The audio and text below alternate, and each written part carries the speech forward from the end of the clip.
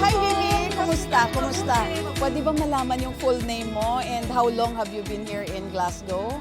My name is Lily Balongay. Dumating ako dito in 2020. That's the peak of pandemic.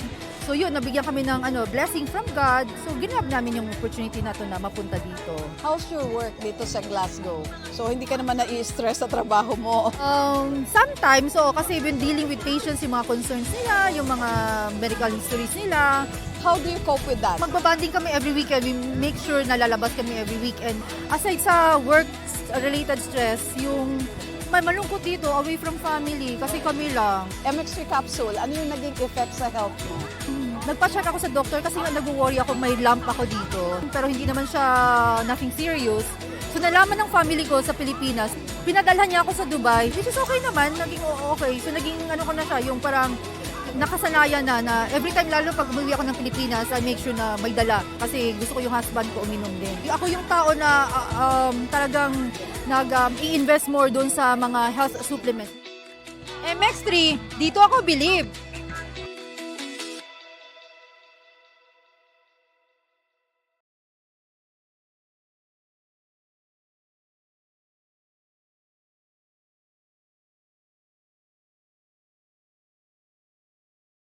Entertaining Filipinos since 1998.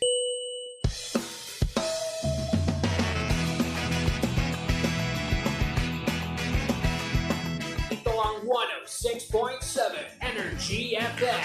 Energy FM. Araw at gabi mo'y tunay na sasaya dito. Sagot namin, tugtugan, kantahan, walang patid na tawanan at kulitan. Huwag mong sabihin radyo, sabihin mo Number 1. Energy. Hi, Pangga! Huwag mo sabihin radyo. Sabihin mo energy. Sa bahay, opisina, kotse, taxi at jeep. What? Tricycle, FX, bus na masigip. Palengke, internet, plaza, karinderya. Energy FM, nagbibigay saya. Huwag mong sabihin radyo, sabihin mo Number 1. Energy. Pangga, energy kaibigan mo. Pangga, energy ang numero uno. Kaya't tumango na at isigaw. Sabihin mo, energy! Huwag mong sabihin radyo, sabihin mo energy. Mga pangga, paalala lamang po, ang 106.7 Energy FM at ang programang Believable Stories ay hindi responsable sa mga opinyon o kwento na ibabahagi ng ating panauhin. Ang mga ito ay personal na pananaw at karanasan ng panauhin at hindi sumasalamin sa paninindigan ng estasyon o ng programa.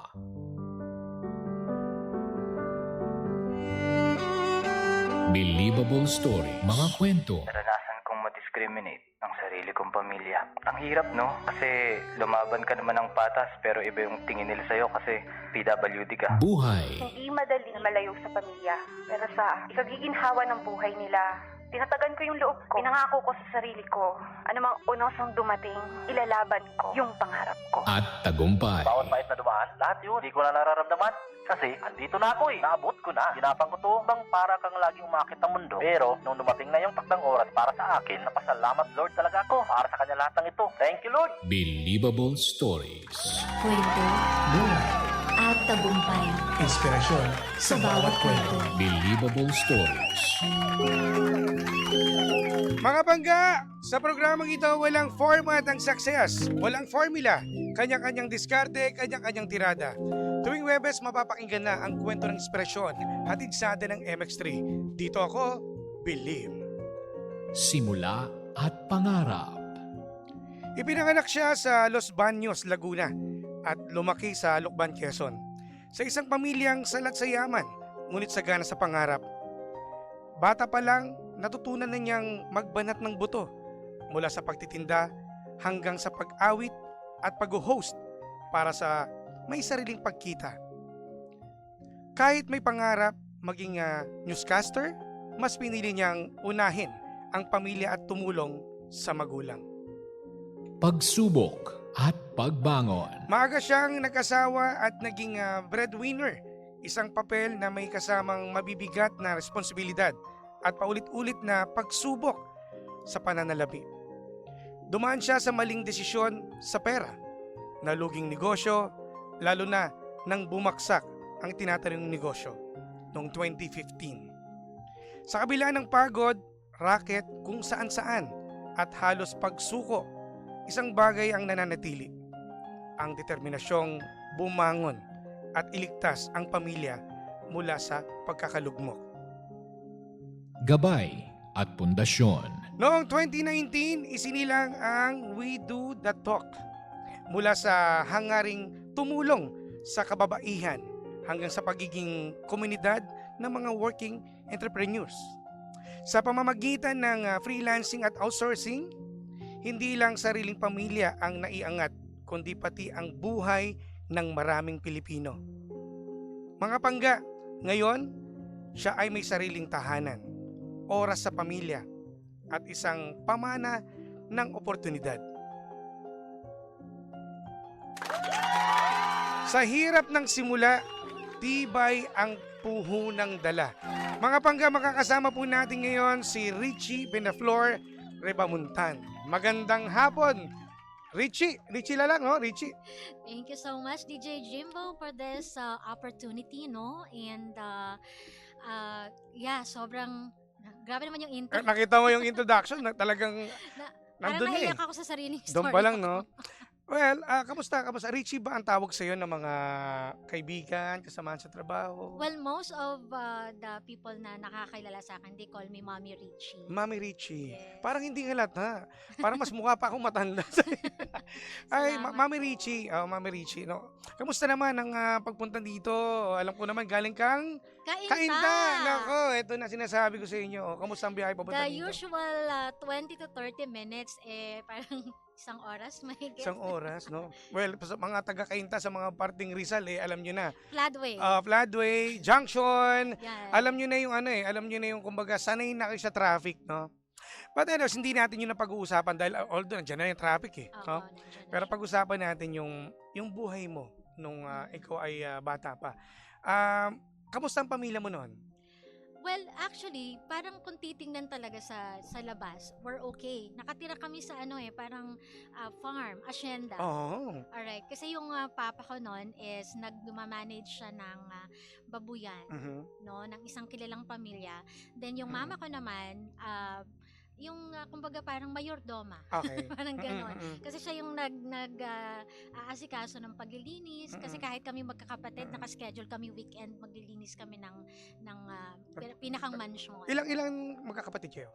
We're 4. Ikaw yung pang-ilang ka sa magkakapatid? Pangalawa. Pangalawa. So, So, ang naku, middle child. may responsibilidad pa rin yan. Yung Yes. pangalawa Mm-mm, Okay, middle child. then? Tapos, ayun, bata pa lang talaga ako, mulat na kasi ako sa na kailangan naming trabaho. Kumayod. Kumayod kasi Sumikap. nga tawag dito, hindi kami well off. Yung nakakapag-aral kaming magkakapatid because yun yung pinakang sweldo ng magulang ko. No, kasi katiwala kami doon sa farm. Wala kaming sariling amin. So yung bahay namin tinitirahan namin is actually nag-start kami sa kubo hanggang sa pinagpatayuan. Kumbaga taga-bantay kayo doon? Yes. Taga-pamahala? Tagapamahala okay. in short. Kasi malaking farm Oo, siya. oo. Nag-start sa isang baboy. Hanggang sa lumaki na lumaki. Hanggang sa lumaki. Kamusta naman? Kamusta naman yung mga... Na-enjoy mo ba yung kabataan mo? May mga kalaro ka ba doon? Na-enjoy ko siya because hindi ko pa naman alam na yun yung tinatawag na hirap. Oo, kasi yun yung kinagisnan mo eh. Oo, kasi pag basta matik yan, Saturday, Sunday, weekend yan, maglilinis kami. Lalo na pag dadating yung tawag namin, boss namin. So, darating sila, so maglilinis kami. Mag-aasikaso. Mag-aasikaso. Pag naman uuwi yung mga anak nila, so kami naman, kalaro namin. So, sa madaling salita, ang mga naging kalaro nyo, yung anak ng mga boss nyo. Yes. So, yung mga kapitbahay, hindi mo na-experience yung lumabas? Nakikinood kami. Meron kaming kapitbahay na aalala ko noon. Nakikinood kami kapag yung pwede pa magbagit ng show. Oo, wala problema. Voltes 5. Oo, yun ang mga... Bayuman. Yun ang mga Ayan. So, batang 90s ka ba? Oo. Oh, magkakasundo tayo dyan. So, yun yung mga paborito natin nung araw no? Yes, Mm-mm. nakikinood kami. Tapos naaalala ko noon, dahil siyempre kalikutan, binato ko ng papel lang yon, papel. Binato ko yung TV. Yung TV, naalala ko yung binuksan. Ay, di ba? May ano yan parang kala mo window no? Yes, bubuksan. Ah, Pinagalitan ako. Pinagalitan ako nung may-ari. may-ari. No? Sabi niya, nakikinood na lang. Ingat-ingat. Pero siguro, tapos doon ko na-realize, mukhang grabe, nakikinood kami ng TV sa kapitbahay. Anong pakiramdam mo that time na ganun yung nakagisnan mo na nakikinood ka lang? Never ka bang nagtanong sa magulang mo, ma, anay, tatay, bakit ganito yung buhay natin? Actually, hindi. Kasi, ang alam ko lang talaga noon, alam din naman talaga namin na kami ay nangangamuhan. And, ewan ko, itong mama ko kasi, vocal siya vocal siya. Na magsipag-aral kayo. In-explain niya lahat sa inyo. Yes, magsipag-aral kayo kasi, yun, naiiyak ako. Yun lang yung pwede naming ipamana sa inyo. Yun yung alang aga. Okay lang. Yun. So, yung time Simula na yun? talaga kami na magtatrabaho kami, no? Kaya ako noon, ang lagi kong sinasabi, kailangan honor student ako. Kailangan pag tutulong talaga ako sa mama at papa ko. Kaya every time scholarship, mga writing Ginawa mo contest, lagi akong kasali. Bibo. Mama Richie, anong pangarap mo sa buhay? O Ako, anong gusto mong maging noon, nung bata ka? to be honest, yung nakikita ko sa amo namin, sa Ano yan? boss namin, yung may sarili silang bahay, may sarili silang sasakyan, uuwi sila, bibisita, tapos tuwing Pasko, magki-Christmas party kami. Tapos bibigyan nila ng grocery yung mga tauhan nila. Yun ang gusto mo, 'di ba? Yes. Yung mga kabataan 'di ba ang gusto nila, ang pangarap nila noon ay maging doktor, maging wala ka bang pinangarap? Ang pinangarap ko nun, maging newscaster. Newscaster yun talaga. Newscaster. Bakit? Kasi gusto ko yung nagbabalita ako sa TV. Actually, gusto kong, pangit ako. Hindi Pangit, naayos Na na ano ka lang yung noon? I mean, siguro pinanghinaan ka lang ng loob, wala kang tiwala sa sarili mo. Wala akong tiwala sa sarili ko simply because hindi ganito ang ko. Naayos na lang ng ngipin ko. Dati talaga yung shy akong humarap sa mga tao.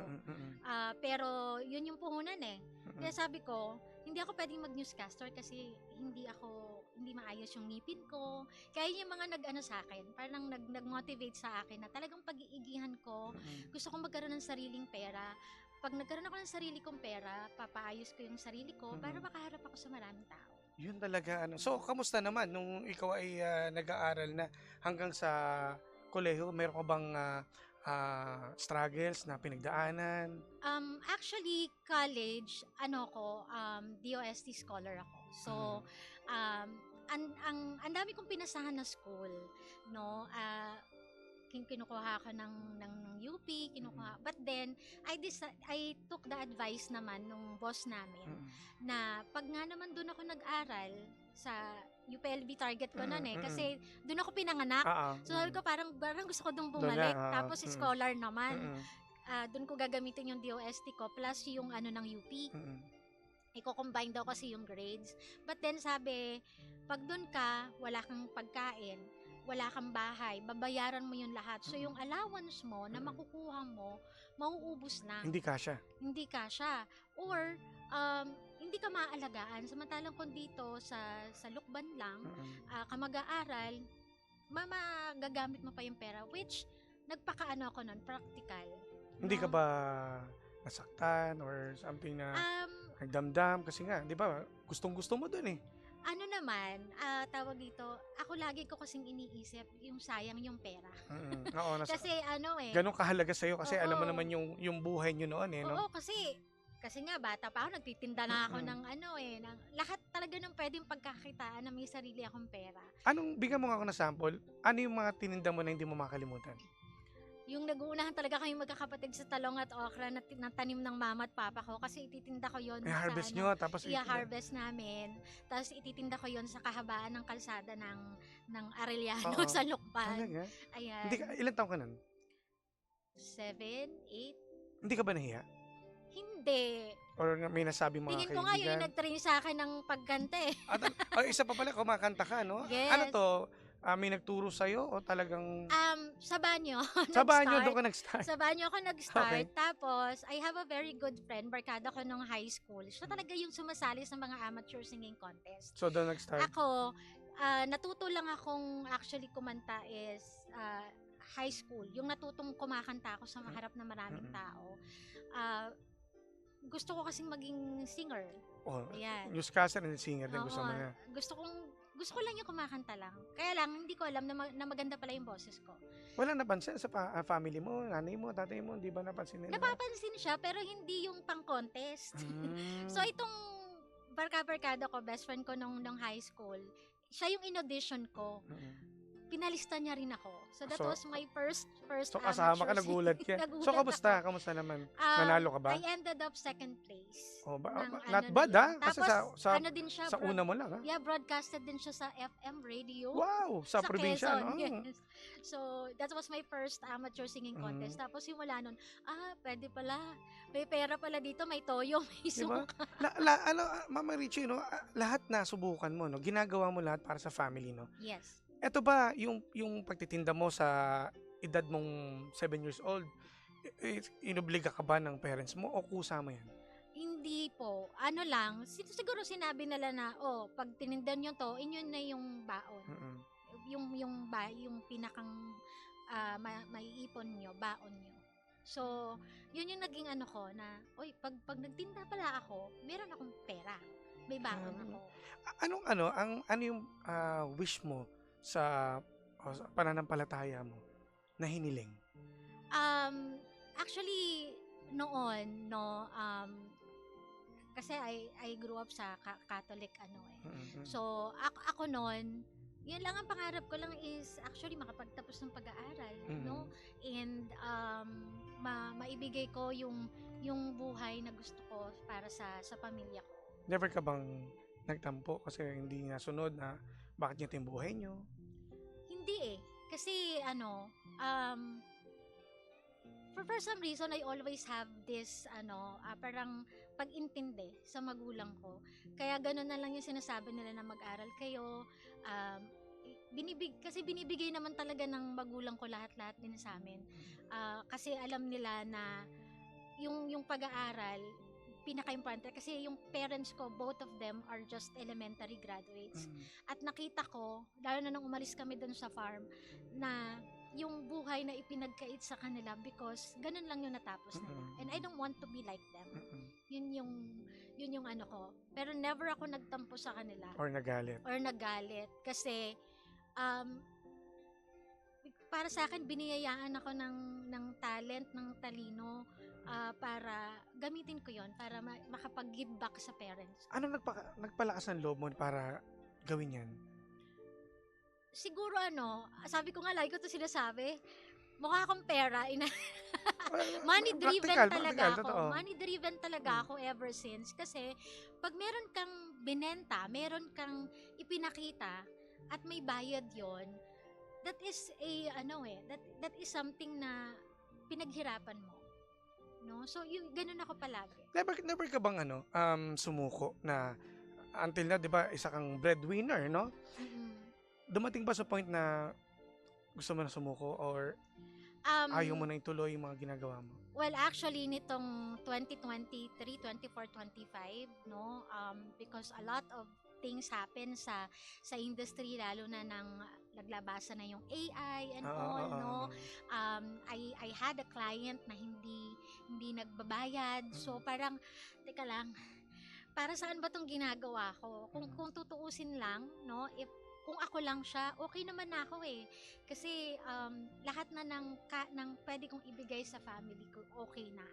No, we're all secured. But then, na-realize ko na I am given with this opportunity to create digital jobs, to create opportunities for others. Kasi hindi na lang ito kwento ng buhay ko. Kwento na rin ito ng iba pang pamilya na nakasantig sa negosyo.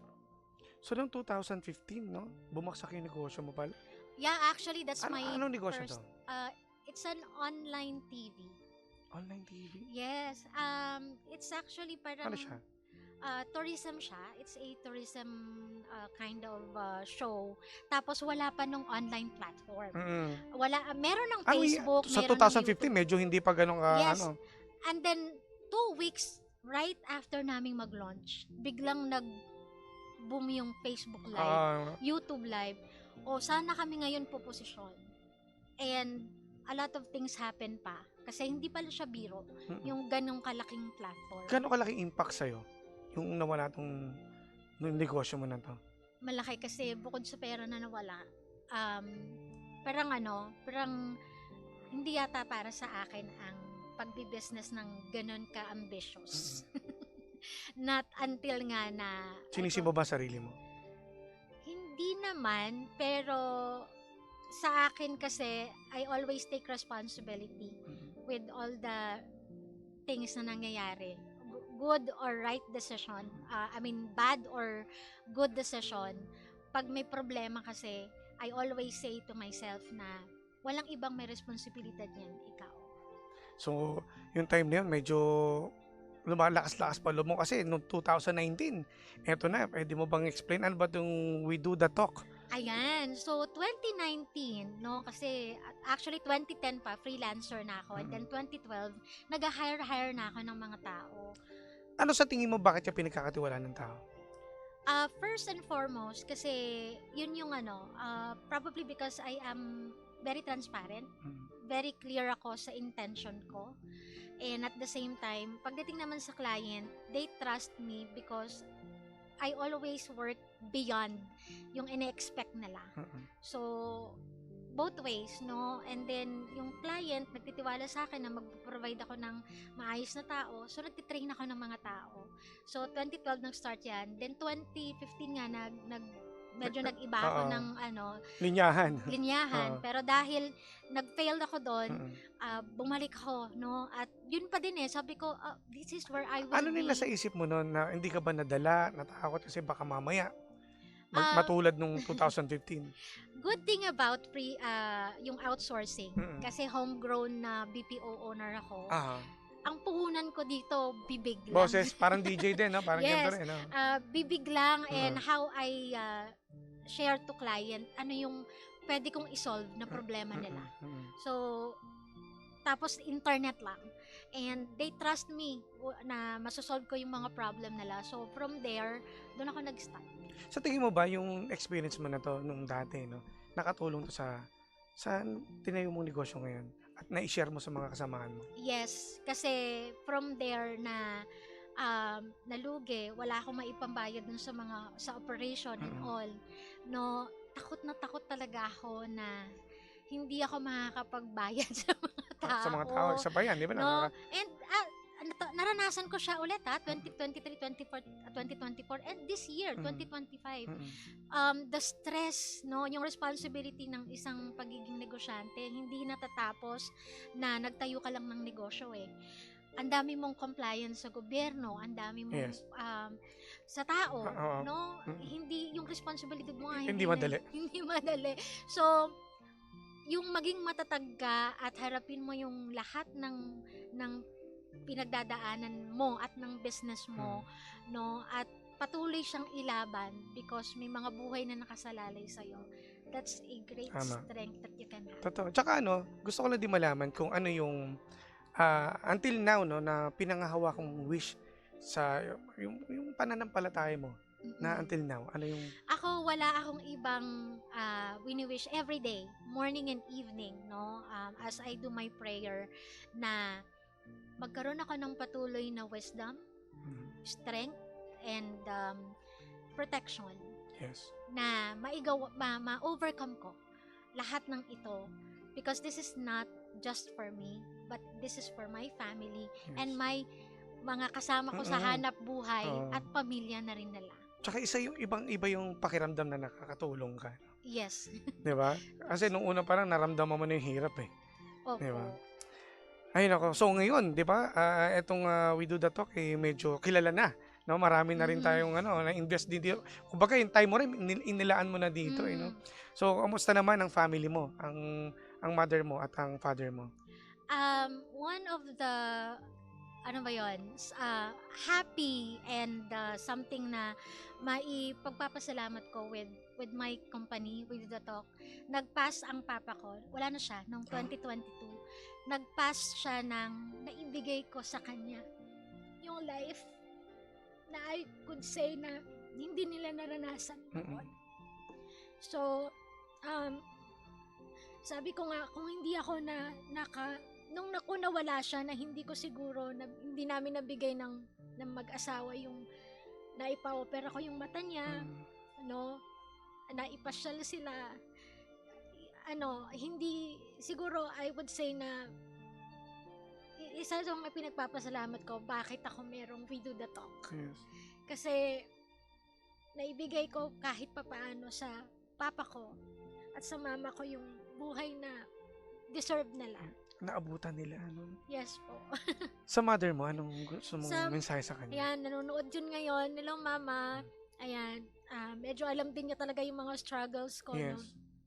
Sa mama ko, na lagi lang talaga siya nakasupport sa akin, no matter what. Ayun, lagi ako, alam naman niya yun, lagi akong thankful sa kanya kasi kahit anong mga desisyon ko sa buhay, nakasupport siya. Sinusupport niya palagi. May tissue ba kayo? Meron ba tayong pa-assist nga ng tissue, please? Okay. Ayun. So, mama, thank you. I love you. Kapit lang. No, medyo siya mag-isa na siya eh. So, kasama naman niya yung bunso naming kapatid, mga apo niya doon. So, okay lang. At least na-enjoy niya na ngayon. Tsaka, mo naman, yung hirap, na pinagdaanan niyo nung, sobra. Malaman nakismile na ngayon si mama. Ano bang unang regalo mo sa kanya? Hindi niya makakalimutan, talagang natuwa talagang yung mother. Ang mama ko, siya bata pa ako kahit hindi kami well off, naaalala ko palagi na natawag yun, sinusupport niya ako pag magpapalinis ako ng kuko, papasalo. Kahit hindi kami okay, talagang pinabudgetan ako ni mama para doon. Kaya nung naging okay kami, dinadala ko talaga siya sa spa. Sa lahat, no? Wow. Kumbaga banding moments yun na yan, Yan ang lagi naming banding moment. Masahe. Ayan. Oh, grabe. Mami Richie, maraming salamat. Grabe. Napaiyak kita ngayon, sorry ha. Mami nagkukwento lang po kami. Pero dahil dyan maraming salamat dahil kakaiba ang iyong kwento. Talagang napakatinding inspirasyon to, lalo na sa mga pangga natin na nakaranas din, ng hirap nung araw. Dahil dyan, meron akong regalo, munting handog sa'yo. Mami Richie, ayan. Ito para sa ito, babasahin natin. Paghanga at pagkilala kay Richie Pinaflor Rebamuntan. Ito para sa mga pagbabahagi mo ng kwento ng sakripisyo at tagumpay sa programang Believable Stories na nagsilbing inspirasyon sa bawat pangga. Ipinagkakaloob sa iyo ngayong pong December 18, 2025. Ganap na alas 4 ng hapon dito mismo sa 3rd floor, East Square Building, Barangay North Green Hills, San Juan, Metro Manila. Para po sa iyan. At wait, there's more. Meron pa para sa ito. From MX3. Ayan. Wow. Alam niyo ba, ito ang vitamins namin ng mama ko. Wow, sakto sakto. Baka may gusto kang pasalamatan, Mami Richie, sa mga kaibigan. Ito na, shoutout mo na sila ngayon. Alright, so ako, first and foremost, I would like to thank Mami MK Bertulfo of Apex Moms Community, no? So, siyang naging daan to be, para mapananto ako sa show niyo ngayon.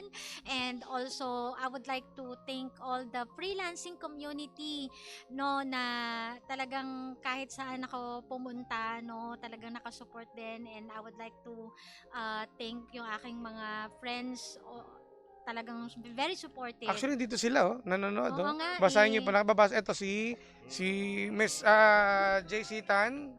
Diba? Si JC Tan, guest niyo siya last week. Geraldine Livado. Ayan, ang aking mga staff, ayan, i-mention ko na, no, si EA Gang, si HRB, si Ate Joy Caminse, no, si Veron, Rustan, no, and sino ba? Sino Richards, of course, We Do The Talk, no, yung aking mga... Meron pang Cha Pesca ba? Kilala mo siya? Oo, si Cha. Ayan, malabo ang mata, hindi nakasalamin si Mommy. Babasahin ko na, Rainy Laird. Ang hirap ng basahin ng mga pangalan ng ano ha. Pero hello po sa inyo, maraming salamat. Ayan. Nako, maraming salamat Mami Richie. Nako, sana po ay natuwa yung mga panggana naman natin talaga dahil nga sa iyong kwento ng inspirasyon hatid sa atin ng MX3. Maraming salamat sa iyong time. Alam ko busy ka. Anong oras ba ang mga mga sa office ninyo? O sa, Well, actually ako ay wala naman talaga akong time ng work. sa bagay, boss ka pala. No? Sorry po ha. Sana pagpatuloy mo pa ang pagtulong din sa mga kababaihan din natin. No? Lalo ng mga Yes. breadwinner na nanonood din sa atin. No? Huwag kayong sumuko, laban lang. Sabi nga nila. We are in support of creating more digital jobs to Filipino people, no, by 2028. So diyan nag-work yung aming mga vision na hindi lang makapag-provide ng digital jobs, kundi makapagturo din para lahat ng mga Pilipino, hopefully, hindi na umalis ng Pilipinas. Yes, No? At sa oo. bahay-bahay nyo na lang magtrabaho kayo Tama. habang kumikita para Hawak sa pa pamilya. oras, no? Yes po. Shoutout yun na rin si Sherwin Nava Alegre. Hello! Proud of you, madam. Ako, madam Ayan, talaga. si Sherwin. Oo. Hello, si Sherwin. Boss. Andiyan siya ngayon. Maraming salamat sa inyong time po ha. Thank you so much. Maraming salamat din sa mga panggapo natin na nanood sa ating Facebook Live, sa TikTok, at syempre sa ating yung mga nakikinig sa radyo, sa Energy FM. Maraming salamat.